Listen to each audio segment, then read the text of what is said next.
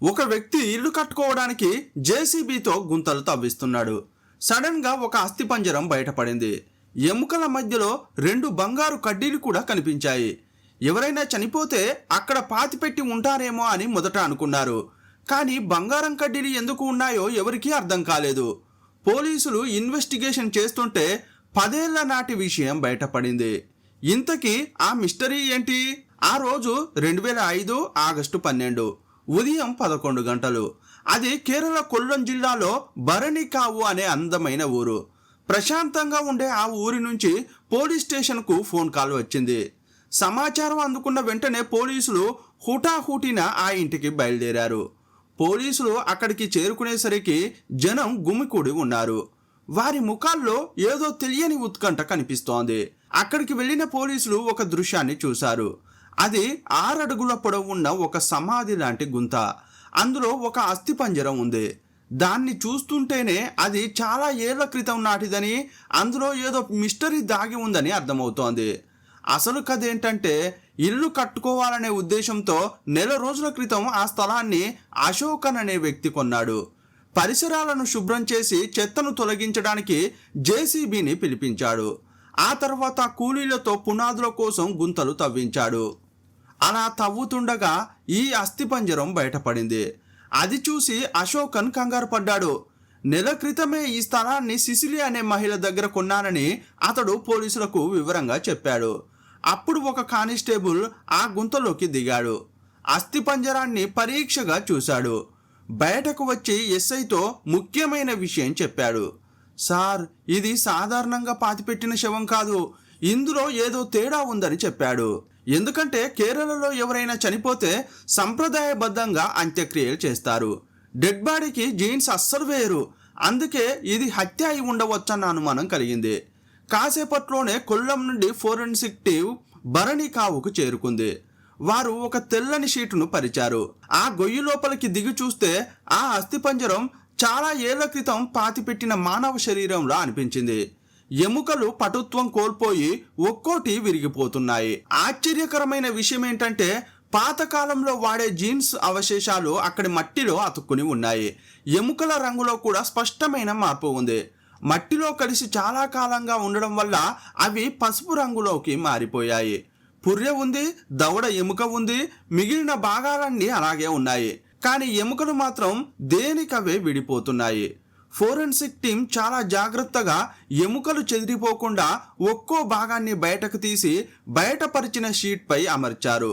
అలా ఒక్కో ఎముకను పేర్చుకుంటూ వస్తుండగా అక్కడ ఒక మనిషి ఆకారం తయారైంది. ఫోరెన్సిక్ నిపుణులు ఆ అస్థిపంజరాన్ని నిశితంగా పరిశీలిస్తున్నప్పుడు వారి దృష్టి ప్రధానంగా పెల్విక్ బోన్ అంటే నడుము ఎముక వైపు మళ్ళింది. మృతదేహం ఎవరిదో వారి లింగ నిర్ధారణ చేయడంలో ఈ పెల్విక్ బోన్ కీలకమైన ఆధారంగా మారుతుంది. వైద్యశాస్త్రం ప్రకారం స్త్రీ పురుషుల శరీర నిర్మాణంలో ఈ ఎముక ప్రత్యేకమైన మార్పులను కలిగి ఉంటుంది. సాధారణంగా పురుషుల పెల్విక్ బోన్ నిర్మాణం దృఢంగా మరియు వెడల్పు తక్కువగా ఉంటుంది. దీనికి భిన్నంగా స్త్రీల పెల్విక్ బోన్ నిర్మాణం సహజంగానే వెడల్పుగా ఉండి ప్రసవానికి అనుకూలంగా రూపొందించబడి ఉంటుంది. ఒకవేళ ఆ స్త్రీ ప్రసవించినా లేదా ప్రసవించకపోయినా వారి ఎముక నిర్మాణం పురుషులతో పోలిస్తే స్పష్టమైన తేడాలను కలిగి ఉంటుంది.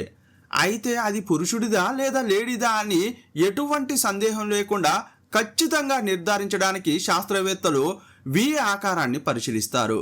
పురుషుల పెల్విక్ బోన్ కింది భాగంలో ఈ కోణం చాలా తక్కువగా ఉండి వి ఆకారంలో ఉంటుంది. అదే ఆడవాళ్ళలో అయితే ఈ కోణం వెడల్పుగా ఉండి యు ఆకారంలో లేదా మందపాటి వంపుతో కనిపిస్తుంది. ఇక్కడ దొరికిన అస్థిపంజరంలోని పెల్విక్ బోన్ను పరిశీలించిన ఫోరెన్సిక్ బృందానికి ఆ కింది భాగంలో వి ఆకారపు కోణం కనిపించింది. ఫోరెన్సిక్ నిపుణులు పెల్విక్ బోన్ ద్వారా అది పురుషుడి అస్థిపంజరం అని నిర్ధారించుకున్నారు. ఆ తర్వాత మరింత ఖచ్చితత్వం కోసం ఇంకొన్ని పరీక్షలు చేశారు. కళ్ళపైన ఉండే నుదురు ఎముక భాగాన్ని బ్రో రిడ్జ్ అంటారు. ఫోరెన్సిక్ బృందం గమనించినప్పుడు ఈ భాగం చాలా గట్టిగా మరియు కొంచెం పైకి లేచి ఉంది. శాస్త్రీయంగా పురుషుల్లో ఈ బ్రో రిడ్జ్ మందంగా మరియు ముందుకు పొడుచుకొచ్చినట్లు ఉంటుంది. అదే స్త్రీలలో అయితే ఈ భాగం నునుపుగా చదురుగా ఉండి లోపలికి నొక్కినట్లు కనిపిస్తుంది. అయితే ఇక్కడున్న ఈ భాగం పురుషుడికి ఉండాల్సిన లక్షణాలను కలిగి ఉంది. కళ్ళు ఉండే గుంటలను ఆర్బిటల్ సాకెట్స్ అంటారు. వీటి ఆకారాన్ని బట్టి కూడా లింగ నిర్ధారణ చేయవచ్చు. స్త్రీల కంటి సాకెట్లు సాధారణంగా గుండ్రని ఆకారంలో ఉండి అంచులు పదునుగా ఉంటాయి. కానీ ఇక్కడ లభించిన పుర్రెలో కంటి సాకెట్లు చతురస్రాకారంలో ఉన్నాయి. ఇది పురుషుల పుర్రెలో కనిపించే ప్రధాన లక్షణం.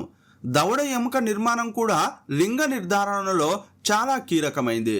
పురుషుల దవడ ఎముక చాలా దృఢంగా మందంగా ఉండి గడ్డం భాగం చతురస్రాకారంలో ఉంటుంది. అదే స్త్రీలలో అయితే దవడ ఎముక సున్నితంగా ఉండి గడ్డం భాగం వి ఆకారంలో లేదా వంపు తిరిగి ఉంటుంది. ఇక్కడ దవడ ఎముక చాలా బలంగా చతురస్రాకారంలో ఉండడంతో అది పురుషుడిదేనని నిర్ధారణకు బలం చేకూరింది. ఈ పరీక్షలన్నీ పూర్తయ్యాక ఆ అస్థిపంజరం ఖచ్చితంగా ఒక పురుషుడిదేనని ఫోరెన్సిక్ టీం నిర్ధారించింది. కానీ ఆ తర్వాత జరిగిన ఒక సంఘటన పోలీసులను అక్కడున్న వారందరినీ షాక్కు గురిచేసింది. అస్థిపంజరం పొట్ట భాగం వద్ద మట్టిని పరిశీలిస్తున్నప్పుడు వారికి 2 బంగారు కడ్డీలు కనిపించాయి. అది చూసి అందరూ నివ్వెరపోయారు. ఆ కడ్డీలకు ఏమీ కాలేదు, అవి కొత్త వాటిలా మెరుస్తున్నాయి. ఆ వ్యక్తి మరణించే సమయంలో ఆ 2 బంగారు కడ్డీలు అతని పొట్ట లోపలే ఉన్నాయి. వాటిని శుభ్రం చేసి చూసినప్పుడు వాటిపై ఎద్దుల బొమ్మలు చెక్కబడి ఉన్నాయి. విలువైన ఆ బంగారు కడ్డీలను ఆ వ్యక్తి చనిపోవడానికి ముందు మింగేశాడని అర్థమైంది. ఒక వ్యక్తి చనిపోవడానికి ముందు 2 బంగారు కడ్డీలను మింగాడా? అవి ఇంకా చెక్కు చెదరకుండా ఉన్నాయా అని ఇది చూసిన వారంతా ఆశ్చర్యపోయారు. 2 బంగారు కడ్డీలు మింగిన ఆ వ్యక్తి ఎలా చనిపోయాడు? కడ్డీలు మింగినందుకే మరణించాడా, లేక చనిపోయాక ఎవరైనా వాటిని కడుపులో పెట్టి పాతిపెట్టారా? ఒకవేళ పాతిపెట్టిన వారికే గనుక ఆ కడ్డీల గురించి తెలిసి ఉంటే ఖచ్చితంగా శవాన్ని చీల్చి మరీ వాటిని తీసుకునేవారు. అందువల్ల ఆ బంగారు కడ్డీలు అతని కడుపులో ఉన్న విషయం హంతకులకు తెలియదని పోలీసులు 100% నమ్మారు. ఇంతకీ ఆ వ్యక్తి ఎవరు? అతను ఎలా చనిపోయాడు? అతన్ని ఎవరైనా పథకం ప్రకారం చంపేశారా? మరి అతని కడుపులోకి ఆ బంగారు కడ్డీలు ఎలా వచ్చాయనే పూర్తి విషయాలు తెలుసుకోవాలంటే ఈ వీడియోను చివరి వరకు చూడాల్సిందే. మీరు చూస్తున్నది తెలుగు మిస్టరీ. నేను మీ ప్రభాకర్.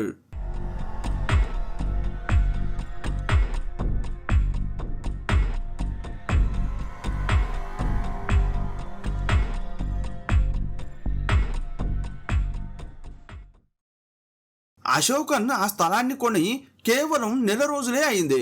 కానీ ఆ మృతదేహం మాత్రం 10 ఏళ్ల కంటే ఎక్కువ కాలం నాటిదని ఫోరెన్సిక్ నిపుణులు చెబుతున్నారు.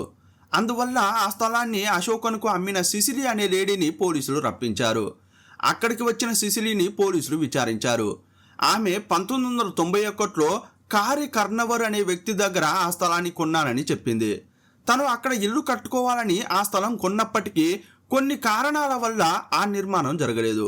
అందుకే ఆ స్థలాన్ని అశోకన్కు అమ్మేశానని చెప్పింది. సిసిలి ఆ స్థలంలో ఒక షెడ్డు లాంటి చిన్న ఇల్లు కట్టుకుంది. ఇప్పుడు ఆ చిన్న ఇల్లు స్థలం కలిపి అశోకన్కు అమ్మేసింది. పోలీసులు ఆ అస్థిపంజరం గురించి అడగ్గా దాని గురించి తనకు ఏమీ తెలియదని, తాను స్థలం కొన్నాక అక్కడ ఎక్కువ కాలం ఉండలేదని చెప్పింది. సాయంత్రం కల్లా ఆ మృతదేహాన్ని పోస్టుమార్టం కోసం ఆసుపత్రికి తరలించారు. దర్యాప్తులో కీలకంగా మారుతుందని భావించి ఫోరెన్సిక్ బృందం ఆ గుంతలో ఉన్న మట్టిని కూడా పరీక్షల కోసం భద్రపరిచారు. మరుసటి రోజు ఉదయం కేరళలోని వార్తాపత్రికలు ఈ మిస్టరీని పెద్ద పెద్ద హెడ్డింగ్లతో రాశాయి. కొత్త ఇల్లు కట్టడానికి పునాది తీస్తుండగా దొరికిన మృతదేహం లోపల 2 బంగారు కడ్డీలు ఉన్నాయనే వార్త రాష్ట్ర వ్యాప్తంగా సంచలనం సృష్టించింది. ఒక సాధారణ నిర్మాణ పనుల్లో అస్థిపంజరం బయటపడడమే పెద్ద విషయం అనుకుంటే, ఆ మృతదేహం కడుపులో బంగారం దొరకడం ఆ వార్తకు మరింత ప్రాధాన్యతను తెచ్చిపెట్టింది. అసలు ఆ బంగారం కడ్డీల రహస్యం ఏంటి, ఆ మనిషి ఎవరు అని పేపర్లు చదివిన వారంతా ఆశ్చర్యపోయారు.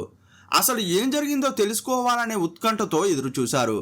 ఇప్పుడున్నట్లు 24 గంటల వార్తా ఛానళ్లు లేని ఆ రోజుల్లో టీవీల్లో వచ్చే చిన్న అప్డేట్ కోసం జనం ఎదురుచూశారు. ఎక్కడ చూసినా ఇదే చర్చ జరిగేది. ఆ రోజు సాయంత్రం మృతదేహానికి పోస్టుమార్టం ప్రక్రియ మొదలైంది. పోస్టుమార్టం జరుగుతున్నంతసేపు దానికి సంబంధించిన తాజా అప్డేట్స్ను ఛానళ్లు, పేపర్లు అందిస్తూనే ఉన్నాయి. 2 రోజుల్లో పోస్టుమార్టం నివేదిక అందింది. పోస్టుమార్టం చేసిన డాక్టర్లు ఆ వ్యక్తి మరణించి సుమారు 10 ఏళ్ళు అవుతోందని చెప్పారు. ఎముకలు అరిగిపోయిన విధానం, అవి మట్టిలో కలిసిపోయిన పరిస్థితిని బట్టి ఈ నిర్ధారణకు వచ్చారు. పళ్ళను కూడా చాలా క్షుణ్ణంగా పరిశీలించారు. మనిషి వయస్సు పెరుగుతున్న కొద్దీ పళ్ళ వేర్లలో మార్పులు వస్తుంటాయి. కాలం మారే కొద్దీ పళ్ళ వేర్ల ఆకృతిలో వచ్చే మార్పులను డాక్టర్లు లోతుగా పరిశీలించారు. దాని ప్రకారం ఆ వ్యక్తి వయస్సు 30 నుంచి 35 ఉండవచ్చని గుర్తించారు. అయితే ఖచ్చితమైన వివరాల కోసం ల్యాబ్ టెస్టు తప్పనిసరి. మృతదేహంతో పాటు సేకరించిన మట్టికి కూడా ల్యాబ్లో పరీక్షలు జరుగుతున్నాయి. బంగారు కడ్డీలను మొదట పరీక్షించారు. అవి ట్రాయ్ ఔన్స్ బులియన్ బార్లు. ట్రాయ్ ఔన్స్ అంటే అంతర్జాతీయంగా ఉపయోగించే ఒక ప్రత్యేకమైన కొలమానం. ఇది 31 గ్రాముల స్వచ్ఛమైన బంగారం అని అర్థం. ఆ కాలంలో స్మగ్లర్లు బంగారాన్ని కడుపులో దాచుకుని రవాణా చేసేవారు. ల్యాబ్లో మట్టిని, శరీర భాగాలను రకరకాల పరీక్షలకు పంపి ఫలితాల కోసం పోలీసులు ఎదురు చూస్తున్న సమయంలో ఆ స్థలం పాత యజమాని కారి కర్నవర్కు సంబంధించి విచారణ మొదలుపెట్టారు. కారి కర్నవర్ అనే వ్యక్తి చాలా ఏళ్ల క్రితమే చనిపోయాడు. అతని భార్య కూడా మరణించింది. ఆ దంపతులకు పిల్లలు ఉన్నారు, కానీ వారి గురించి స్థానికులకు ఏమీ తెలియదు. వారు ఎప్పుడో ఊరొదిలి వెళ్ళిపోయారు. ఇప్పుడు ఏం చేయాలో అర్థం కాక పోలీసులు తలలు పట్టుకుంటున్న సమయంలో పోస్ట్ మార్టం నివేదికలోని ఒక అంశం పోలీసులను బాగా ఆలోచింపజేసింది. మృతదేహానికి 10 ఏళ్ల వయసు ఉందని డాక్టర్లు చెప్పారు. అంటే ఆ వ్యక్తి 1995లో చనిపోయి ఉంటాడని అర్థం. 1991లో సిసిలి ఆ భూమిని కారి కర్నవర్ దగ్గర కొన్నది. అంటే ఆ భూమి సిసిలి ఆధీనంలో ఉన్నప్పుడే మృతదేహాన్ని అక్కడ పాతిపెట్టారని తెలుస్తోంది. ఈ విషయం తెలియగానే సిసిలి గురించి పోలీసులు ఎంక్వైరీ చేశారు.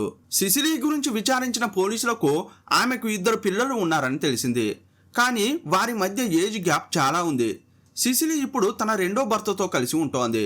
మొదటి భర్త కువైట్లో ఉండేవాడు, కానీ అతని గురించి ఇప్పుడు ఎవరికీ ఎలాంటి సమాచారం తెలియదు. అందువల్ల పోలీసులు మొదటి భర్త గురించి తెలుసుకోవడానికి ప్రయత్నించారు. అందుకోసం సిసిలిని స్టేషన్కు పిలిపించారు. మీ మొదటి భర్త పేరేంటి అని పోలీసులు అడిగారు. అతని పేరు యూసుఫ్ అని ఆమె చెప్పింది. అతనికి ఏమైందని అడిగితే అతను కువైట్లో ఉండేవాడు. ఒకరోజు కువైట్ నుండి మమ్మల్ని చూడడానికి వస్తున్నట్లు సమాచారం ఇచ్చాడు. కానీ ఆయన ఇంటికి రాలేదు. ఆయన ఇంటికి రాకపోవడంతో నేను ఎయిర్పోర్ట్కు వెళ్ళి వెతికాను. అప్పుడు ఆయన కువైట్ నుండి తిరువనంతపురంలో దిగాడని తెలిసింది. కానీ ఇంటికి రాలేదు. ఆయన కనిపించకపోవడంతో అప్పట్లో నేను శాస్తంకోట పోలీసులకు ఫిర్యాదు చేశాను. పోలీసులు అప్పట్లో విచారణ చేశారు, కానీ అతని గురించి ఎలాంటి సమాచారం దొరకలేదు. ఇంతకీ ఆయన గురించి ఇప్పుడు ఎందుకు అడుగుతున్నారు సార్ అని అమాయకంగా అడిగింది.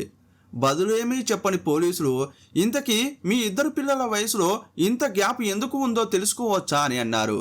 అప్పుడు ఆమె ఏం చెప్పిందంటే, సార్, మొదటి బిడ్డ మొదటి భర్తకు పుట్టింది, రెండో బిడ్డ రెండో భర్తకు పుట్టింది, అందువల్ల వారి వయసులో వ్యత్యాసం ఉందని చెప్పింది. మరి మీ రెండో భర్త ఏం చేస్తారు అని అడిగితే ఆయన ట్యాక్సీ నడుపుతున్నాడని చెప్పింది. సిసిలి నుంచి వాంగ్మూలాన్ని తీసుకున్న పోలీసులు ఇంతకుముందు అంటే 1996లో తన భర్త యూసుఫ్ కనిపించడం లేదని ఆమె ఇచ్చిన ఫిర్యాదును బయటకు తీశారు.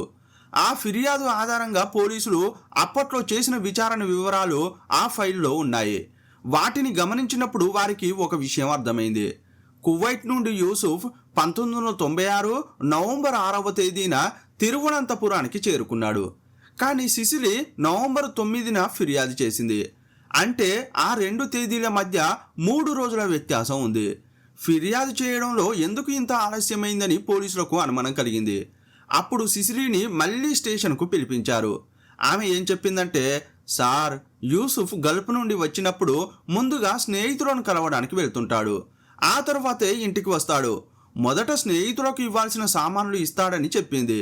కానీ నవంబర్ 7వ తేదీన కూడా ఆయన రాకపోవడంతో నేను ఎయిర్పోర్ట్లో విచారించాను. ఆయన నవంబర్ 6నే వచ్చారని తెలుసుకున్నాను. ఎప్పట్లాగే ఆయన ముందుగా స్నేహితుల ఇంటికి వెళ్ళి ఉంటాడని అనుకున్నాను. అందువల్లే రేపో మాపో వస్తాడని ఎదురు చూశాను. కానీ ఆయన ఎంతకీ రాలేదు.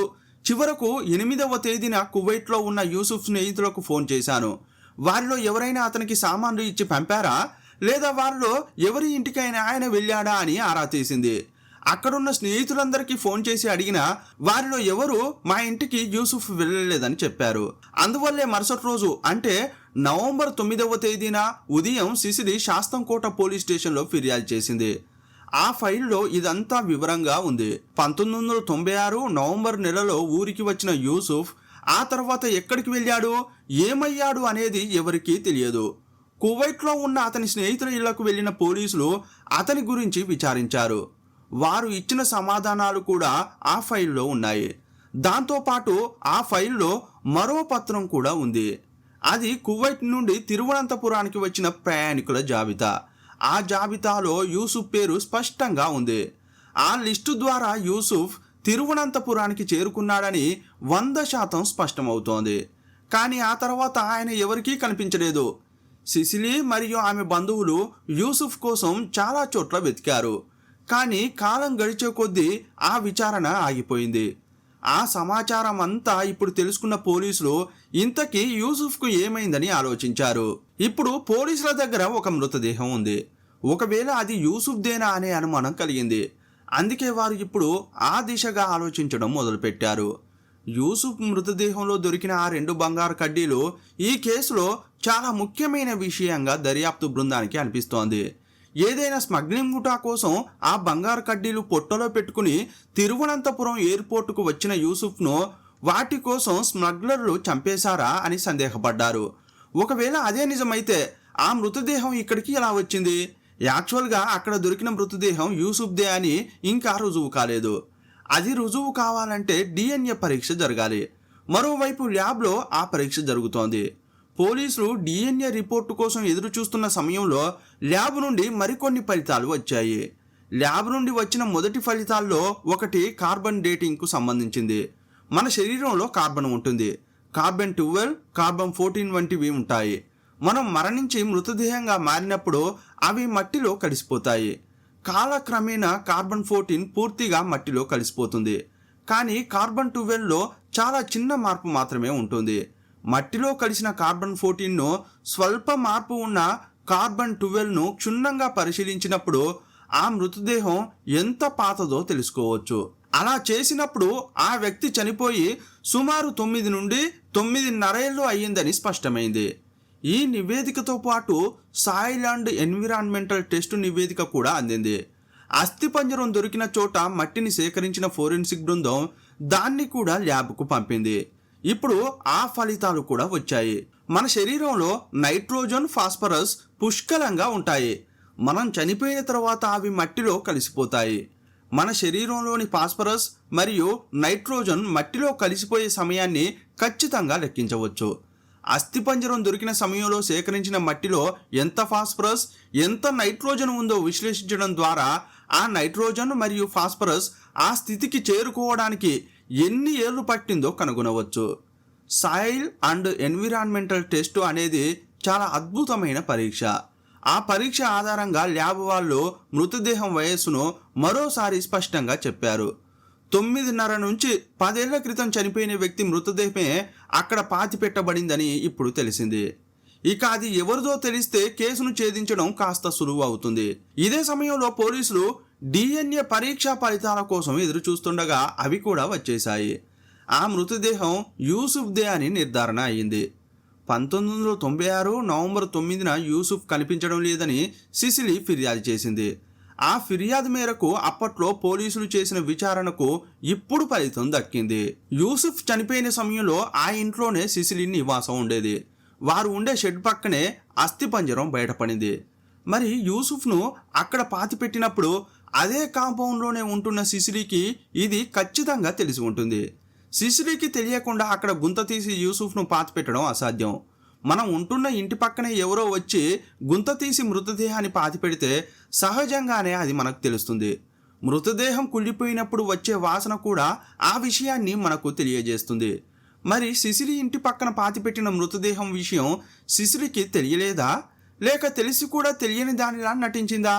ఒకవేళ యూసుఫ్ మృతదేహంగా మారడం వెనుక సిసిలీకి ఏమైనా సంబంధం ఉందా అని దర్యాప్తు బృందం పలు విధాలుగా అనుమానించింది. ఇప్పటికే సిసిలీని 2 సార్లు విచారించి సమాచారం సేకరించారు. ఆ వాంగ్మూలాలను మరోసారి పరిశీలించారు. సిసిలీ మొదట చెప్పిన విషయాలనే రెండోసారి కూడా చెప్పింది. ఆమె మాటల్లో అనుమానం కలిగించే విషయాలేవి పోలీసులకు కనిపించలేదు. ఒకవేళ ఏదైనా అబద్ధం చెబితే కాలం గడిచిన తర్వాత మళ్ళీ చెప్పినప్పుడు తప్పనిసరిగా మార్పులు కనిపిస్తాయి. కానీ ఇక్కడ అటువంటి మార్పులు ఏమీ రాలేదు. కాబట్టి సిసిలి చెప్పే దాంట్లో నిజం ఉండవచ్చు అని ఒక పోలీస్ ఆఫీసర్ అంటుంటే అప్పుడు మరొక ఆఫీసర్ ఒక ఆసక్తికరమైన విషయం చెప్పాడు. సిసిలి ఇంటికి ఆ మృతదేహానికి మధ్య దూరం చాలా తక్కువ.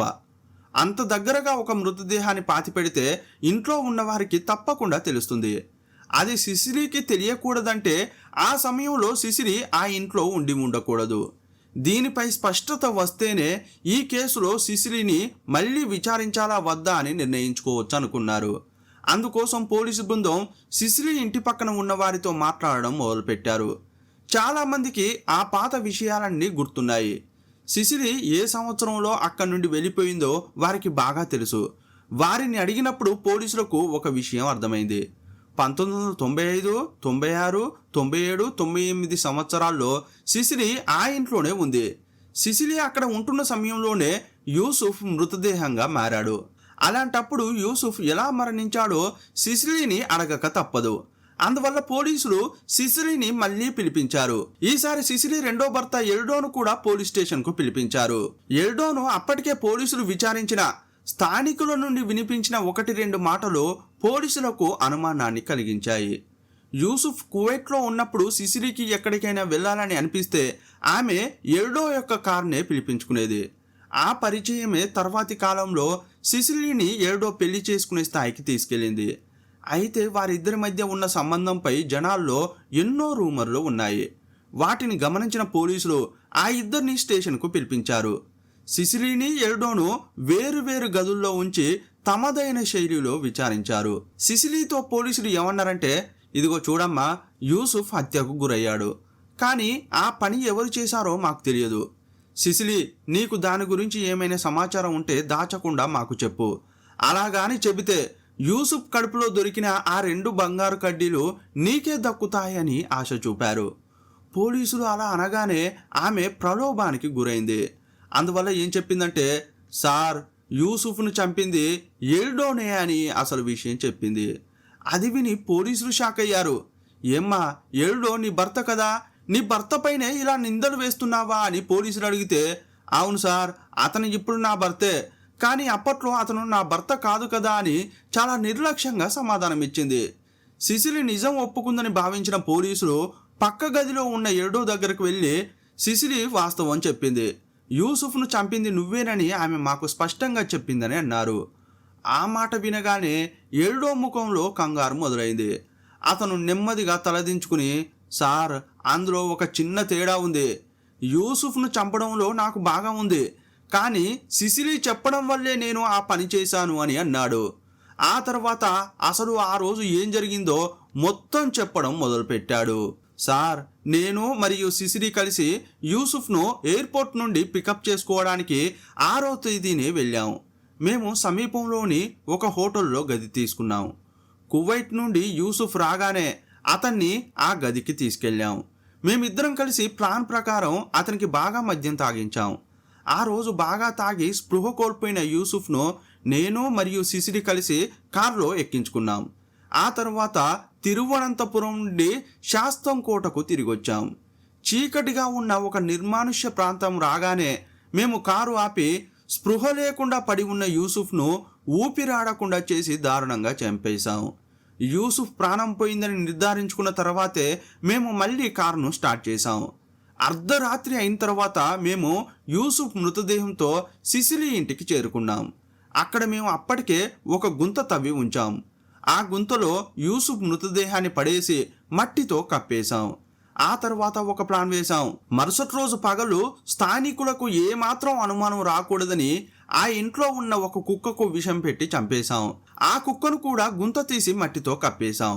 యూసుఫ్ మృతదేహం కుళ్ళినప్పుడు వాసన బయటకు వస్తే కుక్క చనిపోయి కుళ్ళిపోవడం వల్లే ఆ వాసన వస్తుందని జనాన్ని నమ్మించడానికి అలా చేశామని చెప్పాడు. 2 రోజుల తర్వాత యూసుఫ్ కనిపించట్లేదని పోలీస్ స్టేషన్లో ఫిర్యాదు చేశారు. అప్పుడు పోలీసులు కూడా చాలా చోట్ల వెతికారు, కానీ యూసుఫ్ ఆచూకీ దొరకలేదు. ఎల్డో అంతా చెప్పాక మరి అతన్ని ఎందుకు చంపావని పోలీసులు అసలు విషయాన్ని అడిగారు. అప్పుడు ఎల్డో ఏం చెప్పాడంటే, సార్, సిసిలీకి ఈ యూసుఫ్ ఫోన్ చేసి తాను కువైట్ నుండి వచ్చేటప్పుడు నువ్వు ఊహించనిది తీసుకువస్తున్నానని చెప్పాడు. అతను అలా చెప్పగానే ఖచ్చితంగా చాలా పెద్ద ఎత్తున బంగారం తెస్తున్నాడని మేము అనుకున్నాం. ఆ బంగారం కోసమే ఆశపడి యూసుఫ్ను చంపేశామని ఎల్డో నిర్మోహమాటంగా తన నేరాన్ని ఒప్పుకున్నాడు. మరి మీకు ఆ బంగారం దొరికిందా అని అడిగితే, లేదు సార్, కొంత డబ్బు దొరికింది, కానీ బంగారం దొరకలేదని అతడు చెప్పాడు. ఆ బంగారాన్ని యూసుఫ్ ఎక్కడ దాచాడో 10 ఏళ్ల తర్వాత ఎల్డోకు కూడా ఇప్పుడే తెలిసింది. పోలీసులకు మరొక అనుమానం మొదలైంది. ఇప్పుడు సిసిలీని ప్రశ్నించారు. ఏమ్మా, మాకు ఎల్డో అన్ని విషయాలు చెప్పాడు. యూసుఫ్ను చంపింది మీరిద్దరూ అని మాకు తెలుసు, కానీ నువ్వు అతన్ని చంపడానికి కారణమేంటి అని అడిగారు. అప్పుడు సిసిలీ కూడా ఎల్డో చెప్పినట్లే కారణాలు చెప్పింది. అప్పుడు పోలీసులు ఏమన్నారంటే, యూసుఫ్ నీ భర్త కదమ్మా, అతడు బంగారం తెస్తే అది నీకు కూడా దక్కుతుంది కదా, మరి ఎందుకు చంపావు అని అడిగారు. అప్పుడే సిసిలీ ఎల్డోతో తనకు ఉన్న అక్రమ సంబంధం గురించి పోలీసులకు చెప్పింది. యూసుఫ్ ఊళ్ళో ఉన్నప్పుడు ఎల్డోతో ఆమె అక్రమ సంబంధాన్ని కొనసాగించలేకపోయింది, కానీ ఆమె ఎల్డోను వదిలి ఉండలేకపోయింది. అందువల్లే యూసుఫ్ అడ్డును తొలగించుకుందని పోలీసులు గ్రహించారు. సిసిలీ తన భర్తను చంపి పాతిపెట్టిన తరువాత ఆ హత్యకు సహకరించిన ఎల్డోనే పెళ్లి చేసుకుని అదే ఇంట్లో నివసించింది. కాలక్రమేణా ఆమె ఆ ఇంటిని అమ్మేసింది. నిందితులను మొదట క్రైమ్ సీన్కు తీసుకెళ్లారు. వారు యూసుఫ్ను చంపి ఎలా పాతిపెట్టారో సీన్ రీకన్స్ట్రక్షన్ చేయించారు. ఇదంతా చూసి స్థానికులు ఆశ్చర్యపోయారు. 10 ఏళ్ల క్రితం హత్య జరిగితే దాన్ని ఎలా చేశారో చెబుతుంటే వారంతా నోరెళ్ళబెట్టారు. ఆ తర్వాత సిసిలీ ఇప్పుడు ఉంటున్న ఇంటికి కూడా నిందితులను తీసుకెళ్లారు. ఆ ఇంట్లో నుండి యూసుఫ్ యొక్క సూట్ కేసును, పాస్పోర్ట్ను పోలీసులు స్వాధీనం చేసుకున్నారు. అతను కువైట్ నుండి తిరువనంతపురానికి వచ్చాడు అనడానికి ఆ పాస్పోర్టు బలమైన సాక్ష్యంగా మారింది. దాని ఆధారంగానే కేసును కొల్లం సెషన్స్ కోర్టులో ప్రవేశపెట్టారు. కనిపించకుండా పోయిన యూసుఫ్ కువైట్ నుండి తిరువనంతపురం వచ్చాడనడానికి ఎయిర్పోర్ట్ అధికారులు వేసిన సీల్స్ ఆ పాస్పోర్ట్లో అలాగే ఉన్నాయి. ఆ పాస్పోర్టు సిసిలీ ఇంట్లో దొరికిందంటే యూసుఫ్ ఖచ్చితంగా ఆ ఇంటికి వచ్చాడని అర్థమైంది. దాని ఆధారంగా కోర్టు తీర్పునిచ్చింది. మరణం జరిగిన 10 ఏళ్ల తర్వాత కేసు వెలుగులోకి వచ్చింది. కేసు పాతది కావడంతో సాక్ష్యాధారాలు సేకరించడం కష్టమైంది. ప్రత్యక్ష సాక్షులు లేకపోవడం ప్రాసిక్యూషన్కు ఇబ్బందిగా మారింది. అందుకే జడ్జి ఇద్దరు నిందితులకు 10 ఏళ్ల చొప్పున జైలు శిక్ష విధించారు. 2008లో ఎల్డోకు, సిసిలీకి 10 ఏళ్ల జైలు శిక్ష పడింది. 2018 నాటికే ఇద్దరు శిక్షాకాలం పూర్తి చేసుకుని బయటకు వచ్చేశారు. ఇప్పుడు ఎల్డో, సిసిలీ ఇద్దరూ కలిసి జీవిస్తున్నారు. వారిద్దరితో పాటు ఆ ఇద్దరు పిల్లలు కూడా ఉన్నారు. అత్యాశ మనిషిని విచక్షణ లేని పశువుగా మారుస్తుంది. సిసిలీకి యూసుఫ్ భర్త తన కుటుంబం కోసం, తన భార్య కోసం బంగారాన్ని తీసుకువస్తున్నాడు. కానీ భార్య మాత్రం తన ప్రియుడితో కలిసి ఆ బంగారం కోసం అతడిని చంపేంతగా దిగజారిపోయింది. ఈ ప్రపంచంలో అత్యంత పవిత్రమైన బంధం భార్యాభర్తల బంధం. కానీ సిసిలీ మాత్రం తనపై భర్త పెట్టుకున్న నమ్మకాన్ని ఆయుధంగా చేసుకుని అతడిని అంతం చేసింది. మనిషిని చంపడం కంటే ఒకరి నమ్మకాన్ని చంపడం చాలా పెద్ద నేరం. నమ్మిన వారిని మోసం చేయడం వల్ల కలిగే పాపం ఏ నాటికైనా బయటపడుతుంది. 10 ఏళ్లు గడిచిపోవడంతో సిసిలీ మరియు ఎల్డో తాము చేసిన నేరాన్ని బయటపడకుండా దాచుకోగలిగామని భావించారు. కానీ వారు పాతిపెట్టిన అస్థిపంజరం, ఆ కడుపులో ఉన్న బంగారు కడ్డీలు, ఆ పాస్పోర్టు అన్ని సాక్ష్యంగా మారి వారి బండారాన్ని బయటపెట్టాయి. ఎంతటి నేరస్తులైనా, ఎన్ని జాగ్రత్తలు తీసుకున్నా ప్రకృతి లేదా విధి ఏదో ఒక రూపంలో నిజాన్ని వెలికితీస్తుంది. మనిషి అనేవాడు చేసిన తప్పులకు శిక్ష నుంచి తప్పించుకోవడం అనేది అసాధ్యం. మనం చేసే పనిని ఎవరూ చూడడం లేదని మనం అనుకోవచ్చు, కానీ మన మనస్సాక్షికి మనం ఎప్పుడూ సమాధానం చెప్పుకోవాల్సిందే. ధర్మం ఆలస్యంగానైనా విజయం సాధిస్తుంది అనడానికి ఈ కేసు ఒక నిదర్శనం. ఈ వీడియోపై మీ అభిప్రాయం ఏంటో కామెంట్ బాక్స్లో రాయండి. మరో వీడియోలో మళ్ళీ కలుసుకుందాం. అప్పటి వరకు సెలవు. జై హింద్.